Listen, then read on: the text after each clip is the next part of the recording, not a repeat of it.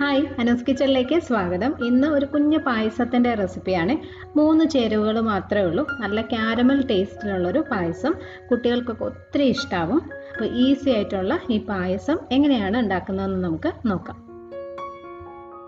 പായസത്തിനായിട്ട് ഞാൻ 2 പിടി അരി എടുത്തിട്ടുണ്ട്. നമ്മുടെ കയ്യിൽ തന്നെ 2 പിടി അളന്നെടുത്തതാണ്. കപ്പളവ് പറയുകയാണെങ്കിൽ 1/2 കപ്പ് തികച്ചുണ്ടാവത്തില്ല, നിറയെ ഉണ്ടാവില്ല. ഒരു 2 ടേബിൾ സ്പൂൺ ഒക്കെ കുറവായിരിക്കും. ആ ഒരു കണക്കിന് എടുത്താൽ മതി. അപ്പോൾ ഇത് ഞാൻ ബസ്മതി അരിയാണ് എടുത്തിരിക്കുന്നത്. ഇതിന് പകരം നിങ്ങൾക്ക് നമ്മൾ സാധാരണ ഇഡ്ഡലിക്കും ദോശയ്ക്കും ഒക്കെ എടുക്കുന്ന പച്ചരി എടുക്കാം. ഇഡലി റൈസോ, പൊന്നി റൈസ്, അതുപോലെ ജീരകശാല, കൈമ അരി ഏത് വേണമെങ്കിലും യൂസ് ചെയ്യാം കേട്ടോ. നമ്മൾ ചോറ് വെക്കുന്ന മട്ട അരി ഉണ്ടല്ലോ, അത് ഒഴിച്ച് വേറെ ഏത് റൈസ് വേണമെങ്കിലും ഇതിന് നിങ്ങൾക്ക് എടുക്കാം. ബസ്മതി അരിയും ജീരകശാല അരിയും ഒക്കെ ആണെങ്കിൽ കുറച്ചും കൂടി നല്ലൊരു ഫ്ലേവറും കൂടി കിട്ടും. ആ റൈസിനൊരു പ്രത്യേക രുചിയുണ്ടല്ലോ, അതും കൂടി ഉണ്ടാവും. അത്രേ ഉള്ളൂ. അപ്പോൾ ഇത് നമുക്ക് 2-3 പ്രാവശ്യം നന്നായിട്ട് കഴുകിയിട്ട് ഒരു 15 മിനിറ്റ് ഇങ്ങനെ ഒന്ന് വെള്ളത്തിലിട്ട് വെക്കണം. അരി ഒന്ന് കുതിർന്ന് വന്നു കഴിയുമ്പോൾ ഇത് മിക്സി ജാറിലിട്ടിട്ട് നമുക്കൊന്ന് പൊടിച്ചെടുക്കണം. ഒരുപാട് പൊടിയരുത്, ഒന്നിങ്ങനെ നമ്മൾ ചതച്ചെടുക്കത്തില്ലേ ആ രീതിയിൽ ഒന്ന് ചെയ്തെടുക്കണം. അപ്പോൾ ഒരു 1-2 തവണ നന്നായിട്ടൊന്ന് പൾസ് ചെയ്താൽ മാത്രം മതി. ഒട്ടും തന്നെ വെള്ളം ഒഴിക്കരുത്, ഒരുപാട് അരഞ്ഞും പോകരുത്. അപ്പോൾ ഈ ഒരു രീതിയിൽ ചെയ്തെടുക്കുക. കണ്ടോ, ഞാൻ ജസ്റ്റ് 2 തവണ ഒന്ന് പൾസ് ചെയ്തതേ ഉള്ളൂ. അപ്പോൾ ഇതുപോലെ ആയി കിട്ടും. പിന്നെ നമുക്ക് ബാക്കി ചെയ്യാം. കുക്കറിലാണ് പായസം ഉണ്ടാക്കുന്നത്. അതിനകത്തേക്ക് പഞ്ചസാര ഇട്ടിട്ടുണ്ട്. 1/2 കപ്പും 3 ടേബിൾ സ്പൂണും പഞ്ചസാരയാണ് ഇട്ടിരിക്കുന്നത് കേട്ടോ. മധുരം കൂടുതൽ വേണമെന്നുണ്ടെങ്കിൽ 1/4 കപ്പ് വരെ പഞ്ചസാര ഇട്ട് കൊടുക്കാം. ഇനി ഇത് ഒന്ന് കാരമലൈസ് ആയിട്ട് വരണം. ഇതിനകത്തൊട്ടും വെള്ളം ഒഴിക്കേണ്ട. കുറച്ച് കഴിയുമ്പോൾ അതിൻ്റെ നിറം മാറി തുടങ്ങും.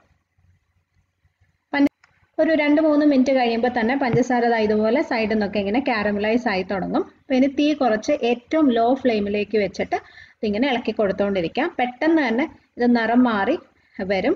തീ കുറച്ച് തന്നെ വെക്കാനായിട്ട് ശ്രദ്ധിക്കണം. കൂട്ടി വെച്ച് കഴിഞ്ഞാൽ ഇത് പെട്ടെന്ന് കരിഞ്ഞു പോകും.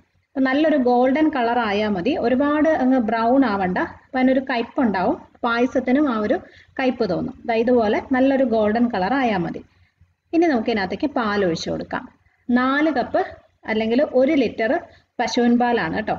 പാൽ ഒഴിക്കുമ്പോൾ ശ്രദ്ധിക്കണം, നല്ല ചൂടായി കിടക്കുന്ന പഞ്ചസാരയാണ്, അപ്പോൾ കയ്യിലോട്ടൊന്നും തെറിക്കാതെ ഒഴിച്ചു കൊടുക്കാം. അതുപോലെ തന്നെ നമ്മൾ ഈ പാൽ ഒഴിച്ച് കഴിയുമ്പോൾ ആ പഞ്ചസാര നല്ല കട്ടിയാവും കേട്ടോ, നല്ല ക്രിസ്റ്റൽ പോലെ ആവും. അത് നമ്മൾ ചൂടാക്കിയ പാലല്ലല്ലോ ഒഴിക്കുന്നത്, അതുകൊണ്ടാണ്. പക്ഷെ അത് കുഴപ്പമില്ല. പാല് കുറച്ച് നേരം ഒരു 2-3 മിനിറ്റ് ഇങ്ങനെ ഇളക്കി ഒന്ന് ചൂടാവുമ്പോൾ ആ പഞ്ചസാര താനേ തന്നെ അലിഞ്ഞോളും.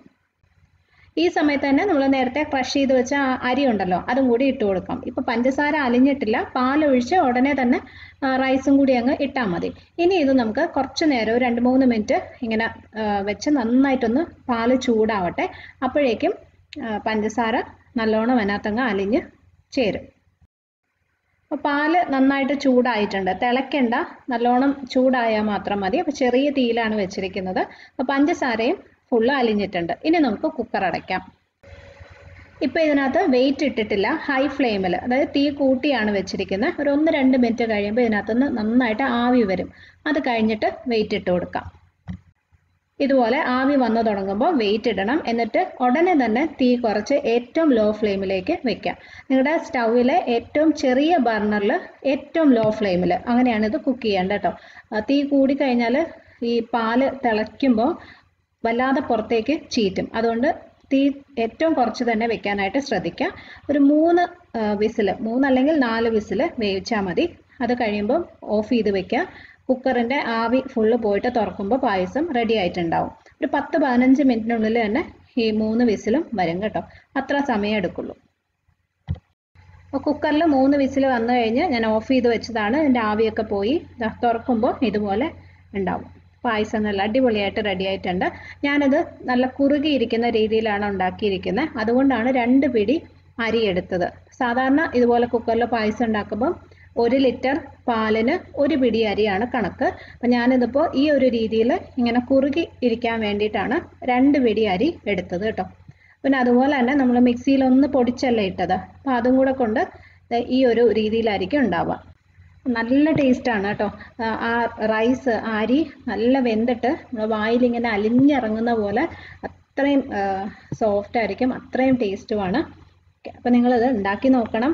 ഈസിയാണ്, എല്ലാവർക്കും ചെയ്യാൻ പറ്റുന്ന റെസിപ്പി. ഇനി ഇത് നിങ്ങൾക്ക് കുറച്ചുകൂടി ലൂസായിട്ട് വേണമെന്നുണ്ടെങ്കിൽ കുക്കർ തുറന്നു കഴിഞ്ഞിട്ട് പിന്നെ ആവശ്യത്തിന് പാല് ചേർത്ത് ലൂസാക്കിയാൽ മതി. പഞ്ചസാര അതുപോലെ തന്നെ മധുരം കൂടുതൽ വേണമെന്നുണ്ടെങ്കിൽ പിന്നെ ചേർത്ത് കൊടുക്കാം. അപ്പോൾ നിങ്ങളിത് ട്രൈ ചെയ്ത് നോക്കണം, വളരെ ടേസ്റ്റിയാണ്. ഉണ്ടാക്കി നോക്കുമ്പോൾ ഫീഡ്ബാക്ക് അറിയിക്കണം. റെസിപ്പി നിങ്ങൾക്ക് ഇഷ്ടമായെങ്കിൽ ലൈക്ക് ചെയ്യാനും ഷെയർ ചെയ്യാനും കമൻറ്റ് ചെയ്യാനും മറക്കരുത്. സബ്സ്ക്രൈബ് ചെയ്തിട്ടില്ലാത്തവരുണ്ടെങ്കിൽ ഒന്ന് ചെയ്തേക്കണേ.